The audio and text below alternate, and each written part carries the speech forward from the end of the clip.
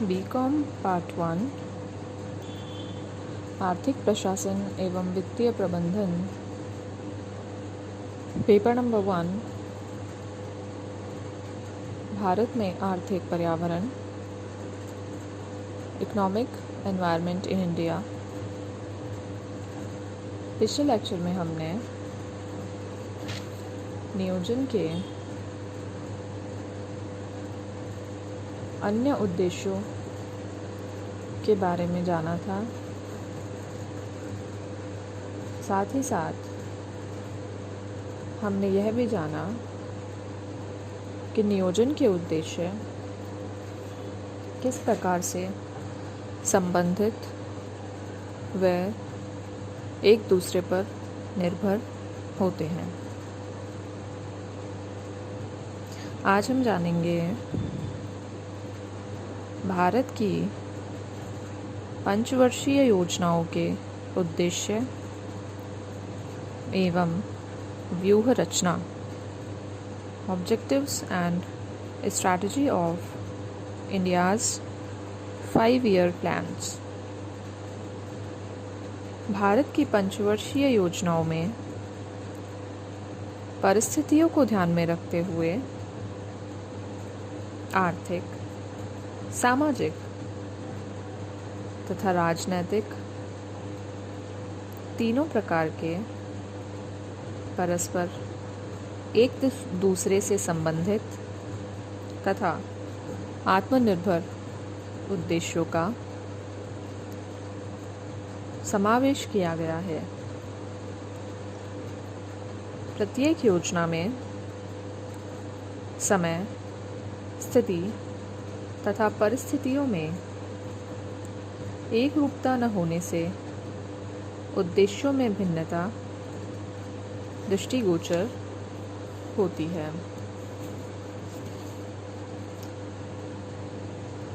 भारत की प्रथम पंचवर्षीय योजना के उद्देश्य। प्रथम पंचवर्षीय योजना 1951 से 1956 के बीच में 5 वर्षों के लिए बनाई गई थी। योजना भारत में सदियों की दास्तां और शोषण से पीड़ित निष्क्रिय अर्थव्यवस्था में जागृति का पहला तथा नया प्रयोग था। देश में विभाजन तथा युद्धोपरांत समस्याएं भी प्रबल थी। अतः इस योजना के 2 उद्देश्य थे। पहला, द्वितीय विश्व युद्ध तथा देश के विभाजन से अर्थव्यवस्था में उत्पन्न असंतुलन को दूर करना तथा दूसरा, देश में सर्वांगीण तथा संतुलित विकास की एक ऐसी प्रक्रिया प्रारंभ करना जिसमें राष्ट्रीय आय में वृद्धि, जीवन स्तर में सुधार तथा संविधान में वर्णित उद्देश्यों की पूर्ति का मार्ग प्रशस्त हो सके।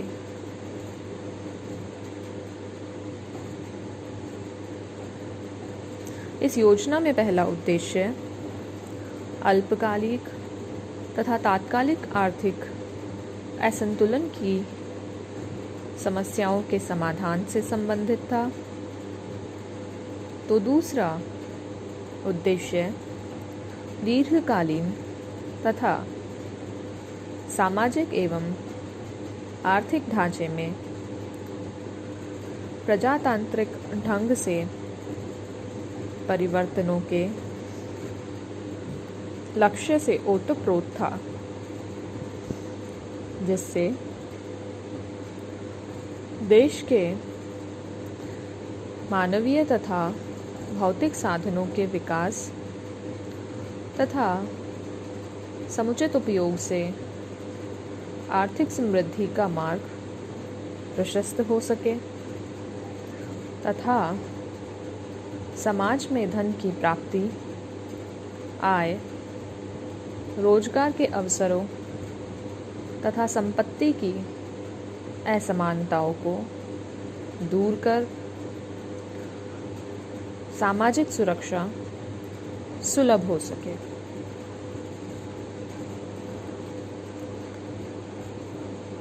अब हम जानते हैं प्रथम योजना की व्यूह रचना कैसी थी। Strategy of first 5-year plan.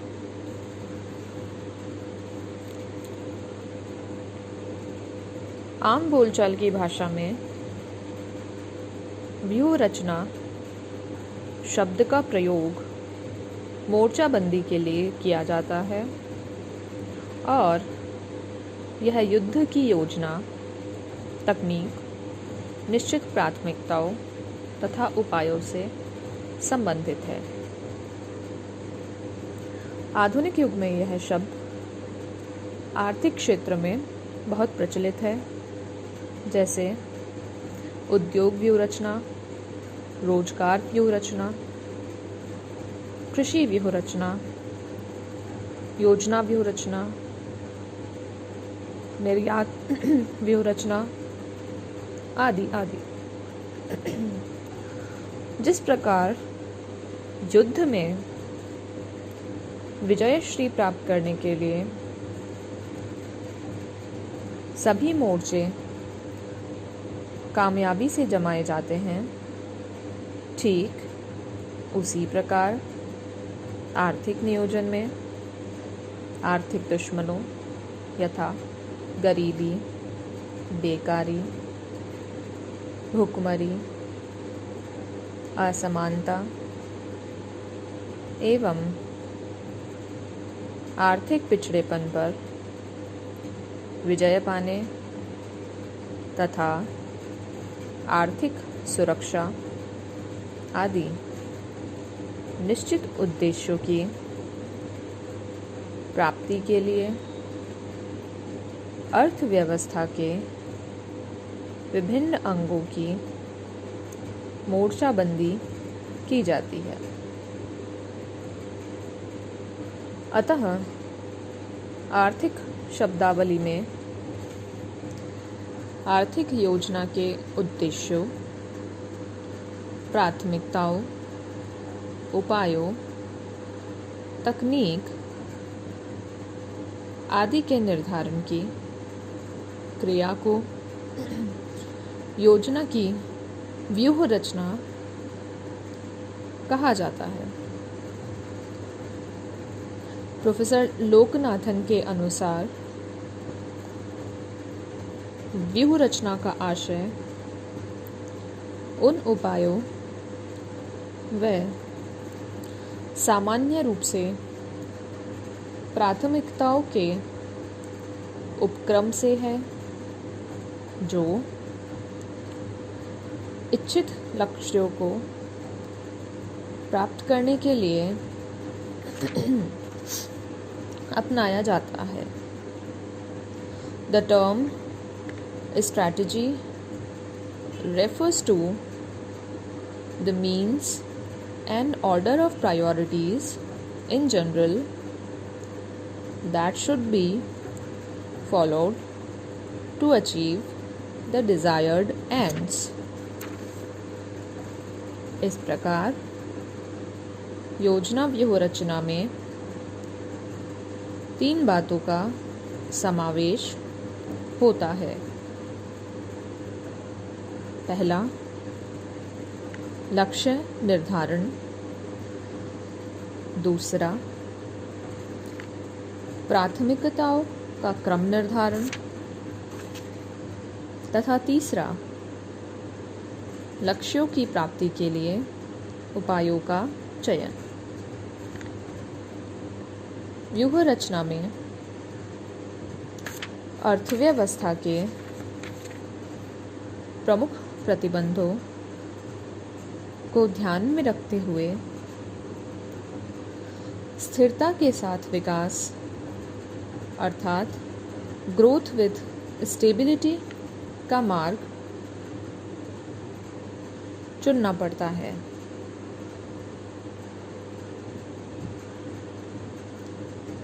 यहाँ यह बताना उचित होगा कि स्ट्रैटेजी शब्द के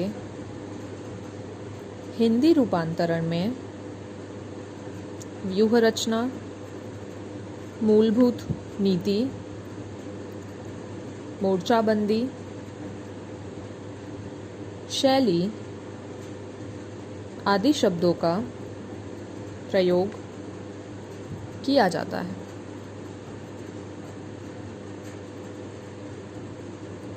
उपर्युक्त अर्थ के संदर्भ में भारत की प्रथम पंचवर्षीय योजना में विकास की कोई स्पष्ट व्यूहरचना नहीं थी और न तो आज के संबंध में कोई दीर्घकालीन अनुमान था तथा न ही कोई प्राथमिकता का उपयुक्त क्रम। यह तो पूर्व चालित योजनाओं का समूह था और इसीलिए अनेक विद्वानों ने इसे सार्वजनिक व्यय की एक योजना बताया। योजना के विनियोग प्रारूप में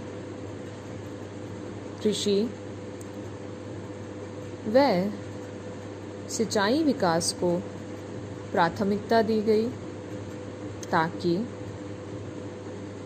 कृषि उत्पादन में वृद्धि से खाद्यान्न व कच्चे माल की पूर्ति बढ़ सके और औद्योगिकरण का मार्ग प्रशस्त हो। ग्रामीण क्षेत्र के लोगों की आर्थिक समृद्धि तथा उच्च जीवन स्तर के लिए 1952 में सामुदायिक विकास योजना तथा 1953 में राष्ट्रीय सेवा विस्तार जैसे कार्यक्रम प्रारंभ किए गए। प्रथम योजना में सार्वजनिक क्षेत्र में कुल वास्तविक व्यय 1960 करोड़ रुपए हुआ। उसमें कृषि, सिंचाई तथा सामुदायिक विकास योजनाओं पर 601 करोड़ रुपए व्यय हुआ, जो कि कुल व्यय का लगभग 33% था।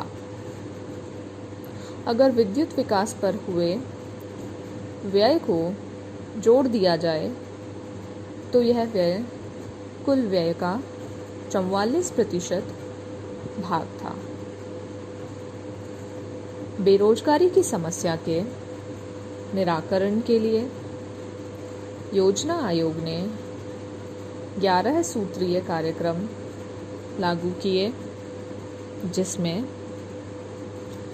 लघु एवं कुटीर उद्योगों को प्रोत्साहन, गृह निर्माण सहायता, सड़क निर्माण,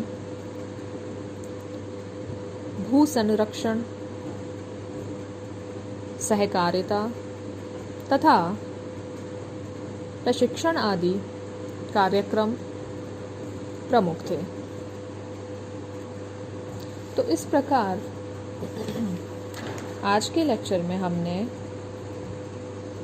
भारत की पंचवर्षीय योजनाओं के उद्देश्य एवं व्यूह रचना की चर्चा की, जिसमें कि प्रमुख तौर पर प्रथम पंचवर्षीय योजना के उद्देश्य यथा द्वितीय विश्व युद्ध तथा देश के विभाजन से अर्थव्यवस्था में उत्पन्न असंतुलन को दूर करना तथा देश में सर्वांगीण तथा संतुलित विकास की एक ऐसी प्रक्रिया प्रारंभ करना जिसमें राष्ट्रीय आय में वृद्धि, जीवन स्तर में सुधार तथा संविधान में वर्णित उद्देश्यों की पूर्ति का मार्ग प्रशस्त हो सके, जैसे उद्देश्यों की पूर्ति के लिए अपनाई गई व्यूह रचना के बारे में जानकारी प्राप्त की। आगे की चर्चा हम अगले लेक्चर में करेंगे।